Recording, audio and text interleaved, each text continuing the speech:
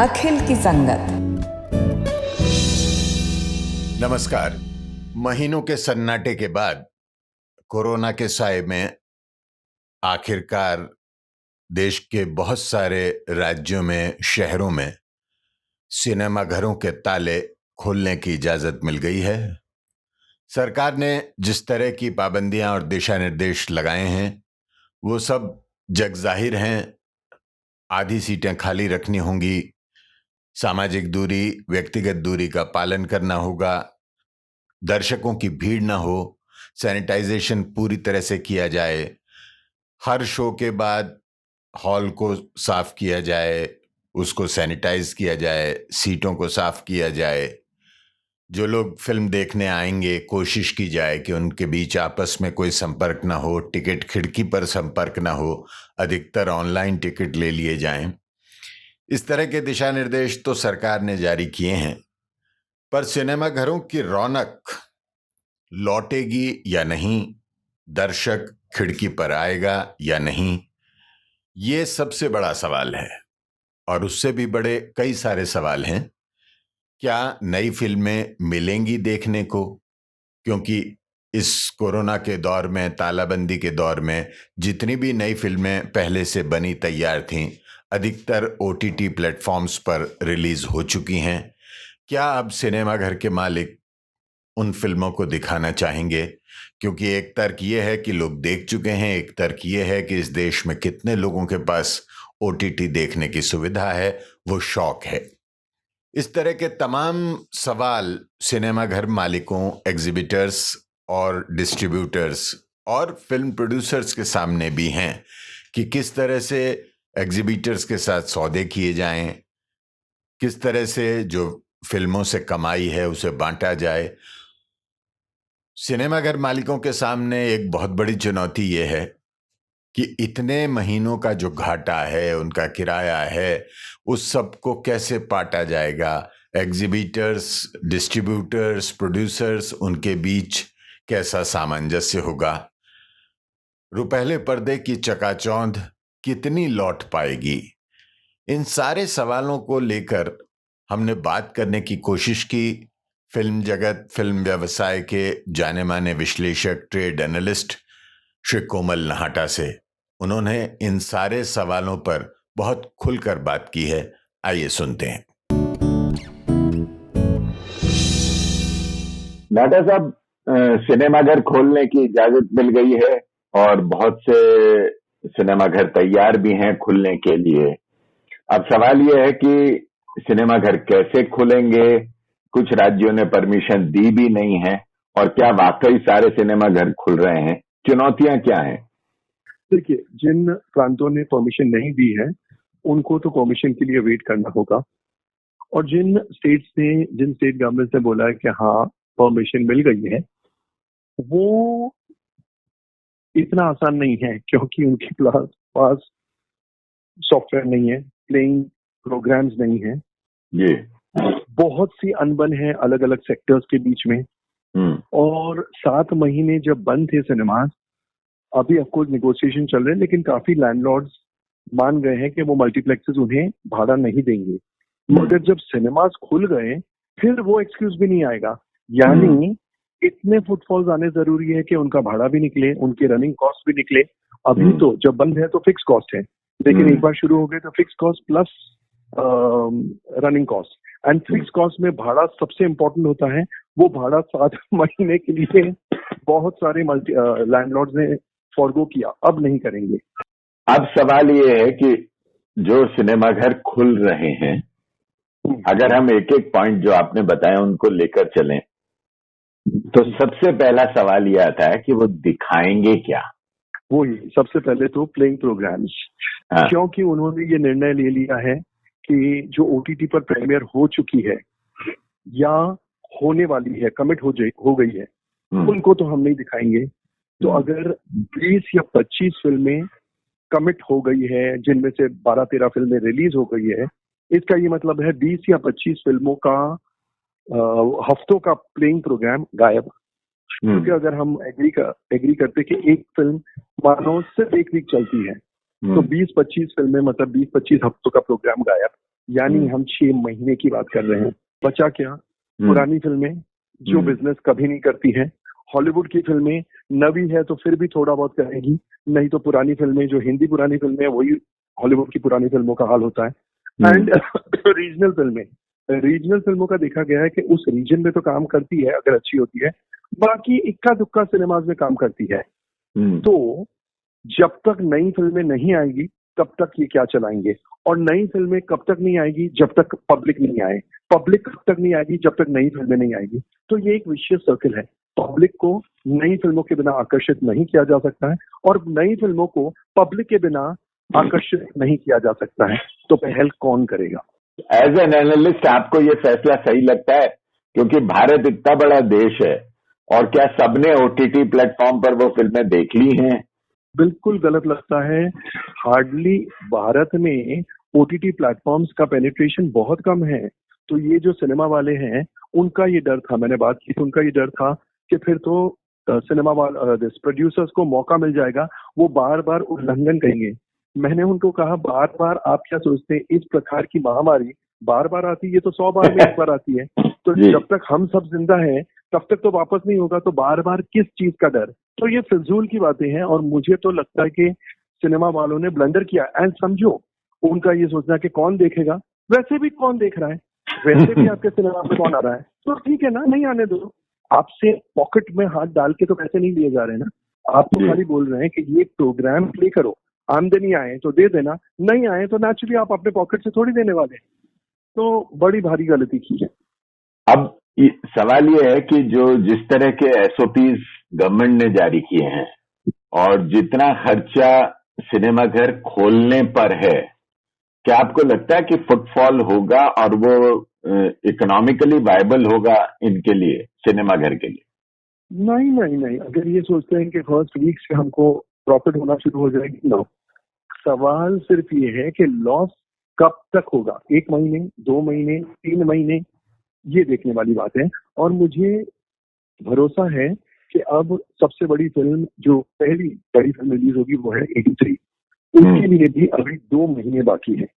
इन 2 महीनों में अगर सेफ्टी और सिक्योरिटी वाली फीलिंग आ जाती है, यानी कोरोना वायरस केसेस कम हो जाते हैं, तो पब्लिक दिसंबर से, क्रिसमस से आना शुरू हो जाएगी। क्योंकि कोई एक बड़ी फिल्म चाहिए लोगों को सिनेमा घर तक खींच के ले आने में। मगर अगर 25 दिसंबर तक भी महामारी ऐसी ही चलती रही तो फिर डाउटफुल है। हो सकता है फिर प्रोड्यूसर्स भी अपनी रिलीज डेट चेंज कर दें, बिकॉज ऐसी बड़ी फिल्मों के प्रोड्यूसर्स भी फूक फूक के कदम लेंगे ना। वो थोड़ी बोलेंगे कि क्योंकि कमिटमेंट है हम रिलीज करेंगे, वो भी देखेंगे। और यही कारण है कि सूर्यवंशी की रिलीज हटा दी गई है दिवाली से और अभी तक नई डेट नहीं आई है। क्योंकि महाराष्ट्र और मुंबई जैसी जगहों में अगर सिनेमाघर नहीं खुलेंगे तो वैसे ही प्रोड्यूसर्स और एग्जीबिटर्स अपना हाथ खींचेंगे। 100% प्रोड्यूसर्स महाराष्ट्र और मुंबई बिना कैसे रिलीज कर सकते हैं? नर्व सेंटर है मुंबई, इसलिए भी तो ये इस हफ्ते, अगले हफ्ते कोई फिल्म नहीं है। यही कारण है, बिकॉज कोई भी डिसेंट साइज की फिल्म हो वो चाहेगा कि ऑल इंडिया तो कम से कम सिनेमास मिले, उसके पहले तो कुछ नहीं हो सकता है।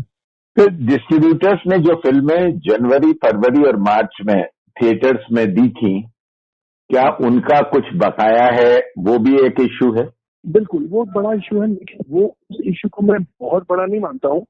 इशू कब बड़ा होता है? जब आप कहते हैं मुझे इतने पैसे दो और मैं कहता हूँ मैं दूंगा ही नहीं क्योंकि इतने बनते ही नहीं। दोनों ने, जो मांगने वाले हैं वो बोलते इतना है, जो देने वाले हैं वो बोलते बिल्कुल सही है, इतना है, हमको थोड़ी सहूलियत दो, दैट इज ऑल। इसलिए वो इतना बड़ा मसला नहीं है, इतना बड़ा प्रॉब्लम नहीं है।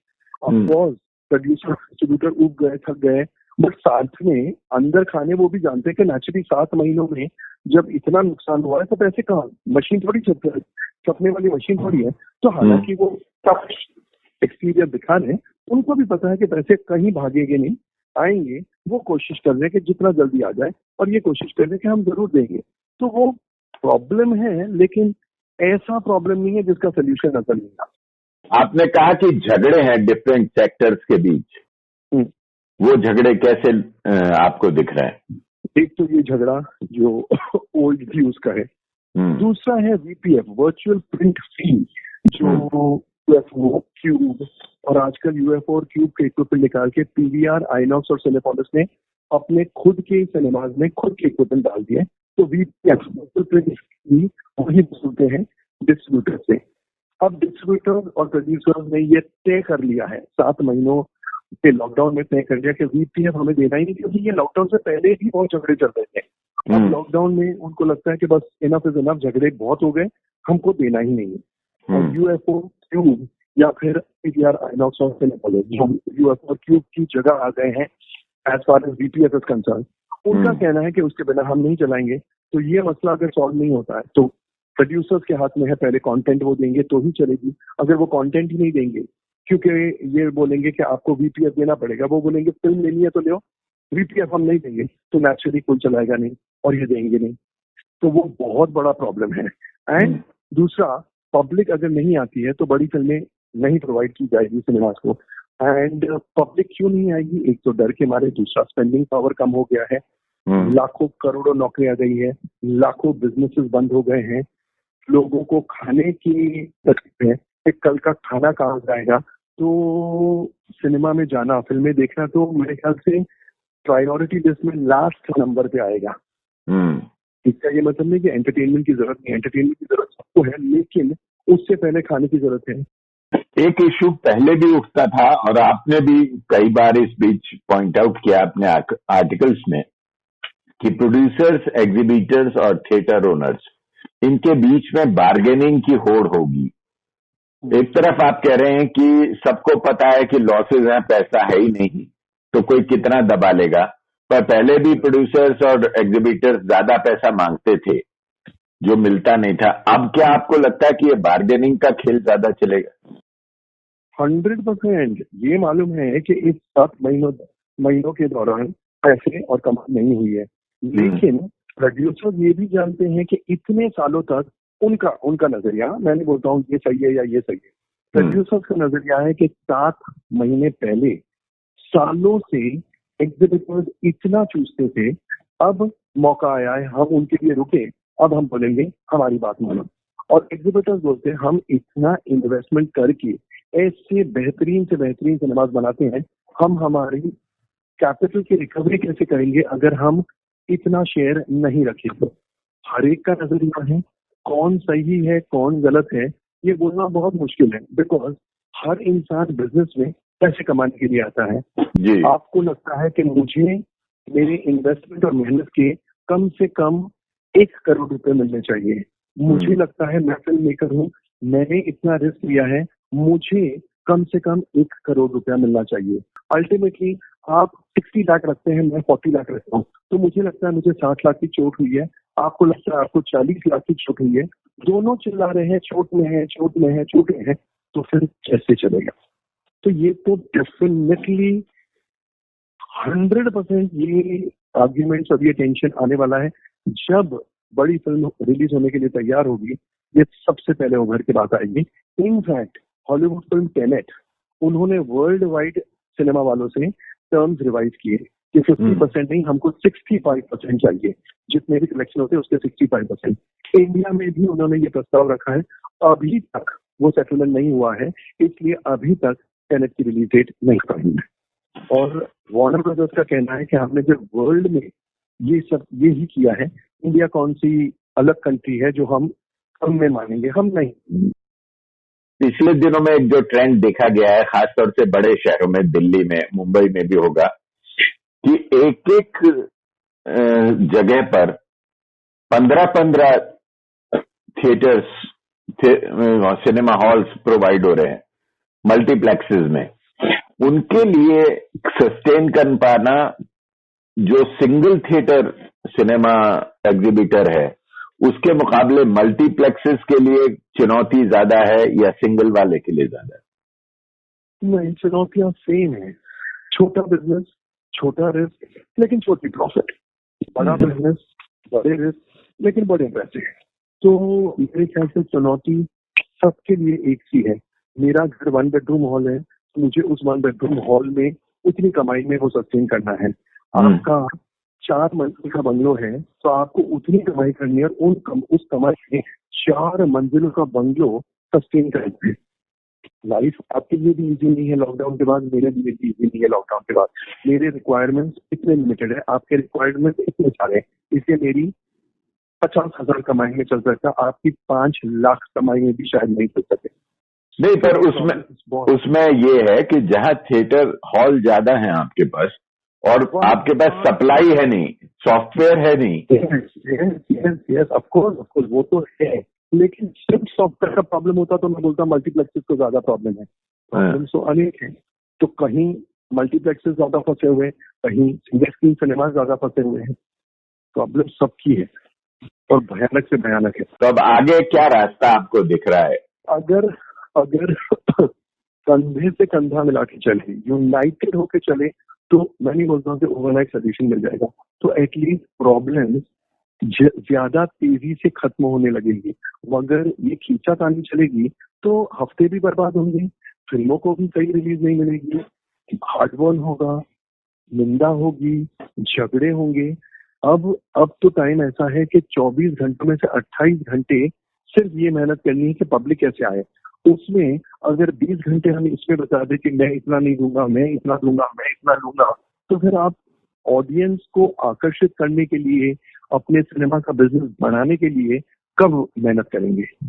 अकॉर्डिंग टू मी सारे डिफरेंसेस एक साल के लिए सबको सोच लेना चाहिए कि इंडस्ट्री को बढ़ाना है, ना मेरे को या आपको। प्रोड्यूसर ये नहीं सोचे कि मुझे कमाना है, डिस्ट्रीब्यूटर एंड एग्जीबिटर ये नहीं सोचे कि अरे मेरा क्या, इंडस्ट्री का क्या होगा। अगर वो ऑफकोर्स यूटोपियन थॉट है, लेकिन अगर वो थॉट आ गई तो फिर बहुत सारी चीजें खुद ब खुद सॉल्व होने लग जाएंगी। और खासतौर पर अगर हम जो मुंबई बेस्ड फिल्म इंडस्ट्री है उसकी बात करें कि वो और बहुत सारे कारणों से भी कंट्रोवर्सीज में है, कोर्ट्स में है, उसके ऊपर और भी बहुत सारे प्रेशर्स, उसकी इंटीग्रिटी को लेकर, उसकी इज्जत को लेकर, उसकी वफादारी को लेकर बहुत सारे सवालों से वो लोग घिरे हुए हैं। ऐसे में आपको लगता है कि कोई सद्बुद्धि आएगी? देखो, इंटीग्रिटी एंड इज्जत, ये सब बातें ये 90% मन घड़त है। प्रूव हो गया है, सीबीआई ने कुछ नहीं कहा है, एनसीबी का कोई फाइंडिंग नहीं है, ईडी ने कुछ नहीं कहा है, तो ये प्रूव हो गया है कि ये मन घड़त कहानियां हैं। एंड जो सोशल मीडिया के ट्रोल्स की आप बात करते हैं, किसी ने ये जानने की कोशिश की कि इन ट्रोल्स में से असली सिनेगोअर्स कितने हैं। मुझे नहीं लगता 1% भी है, और वो 1% सिनेमा हॉल में नहीं आए, कोई फर्क नहीं पड़ता। ये ट्रोल्स, उनका फुल टाइम जॉब है गंदगी फैलाना। गंदगी फैलाने से ऊपर उठेंगे तो सिनेमा घर तक पहुंचेंगे ना। जी, मुंबई से बाहर की बात करें, जो हमारा साउथ का जो सारा फिल्म इंडस्ट्री है, उनकी जो फिल्में बन रही हैं या उनका अगर आप कंपैरिजन करते हैं तो वहां कोई बेहतर स्थिति दिख रही है आपको? नहीं, सेम कोई फर्क नहीं है। पूरी film industry as a whole बहुत तकलीफ में, एक्चुअली सारी दुनिया ही तकलीफ में है और इंडस्ट्री कोई अलग नहीं है। बस फर्क इतना है कि एक फिल्म इंडस्ट्री के लिए जहाँ ऐसे आते हैं बॉक्स ऑफिस, वो एक एनक्लोज स्पेस है, इसलिए टेंशन की बात है। सबसे ज्यादा टेंशन की बात है कि आप एनक्लोज स्पेस में 2 और 2.5 घंटे बिताने की कोशिश कर रहे हैं, तो वो डर लगता है। आप पार्क में जाओ, वॉक के लिए जाओ, तो इतना डर नहीं लगता है। तो पार्क अगर चार्ज करता है 10 रुपए, उसकी कमाई रुकेगी नहीं, बिकॉज लोग आएंगे खुली हवा में घूमने के लिए। आप कुछ और ग्रोसरी खरीदने जाते हैं, आपको चाहिए ही चाहिए, कितनी भी लाइफ पर बनाए, खाने बिना आप नहीं रह सकते। तो उस बिजनेस को अफेक्ट नहीं हुआ, इस बिजनेस को अफेक्ट हो सकता है, वो टेंशन है। तो फाइनली आपका क्या एडवाइस है सारी इंडस्ट्री को, और कब तक लग रहा है कि थोड़ा बहुत ठहराव आएगा? थोड़ा बहुत ठहराव तो मुझे नहीं पता कब आएगा। जब लोगों की भीड़ देखने को मिलेगी और बड़ी फिल्में रिलीज होगी, उसी से सुधार हो सकता है। बट एडवाइस देने वाला तो मैं कोई नहीं होता हूँ, लेकिन मैं इतना जरूर प्रे करूंगा कि इंडस्ट्री वालों को सद्बुद्धि आए कि लड़ाई से ये जंग नहीं जीती जा सकती है। 7 महीने की जंग खत्म हो गई, अब 7 या 17 महीने की और भी जंग बाकी है। उसको साथ में हाथ एक दूसरे का पकड़ के लड़ेंगे तो जीत जाएंगे, नहीं तो वो 7 और 17 महीने 27 और 37 महीने भी बन सकते हैं, तो वो अवॉइड करना चाहिए। बहुत बहुत धन्यवाद नाहटा साहब, आपने टाइम दिया और ये सारी इश्यूज पे बात की। धन्यवाद, शुक्रिया। तो जैसा कि कोमल नाहटा ने कहा, चुनौतियां बड़ी हैं। जब तक फिल्म व्यवसाय से जुड़े सारे अंग, फिल्म प्रोड्यूसर, डिस्ट्रीब्यूटर, एग्जीबिटर और दर्शक आपस में सामंजस्य बिठाकर कोरोना की चुनौती को समझते हुए और आर्थिक मजबूरियों को समझते हुए आपस में तालमेल नहीं बैठाएंगे, तब तक सिनेमाघरों की रौनक लौटना मुश्किल है। उम्मीद पर दुनिया कायम है।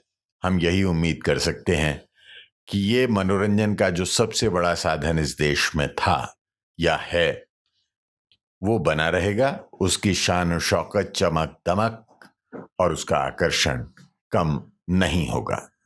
नमस्कार। अखिल की संगत YouTube चैनल पर आप और भी बहुत कुछ सुन सकते हैं।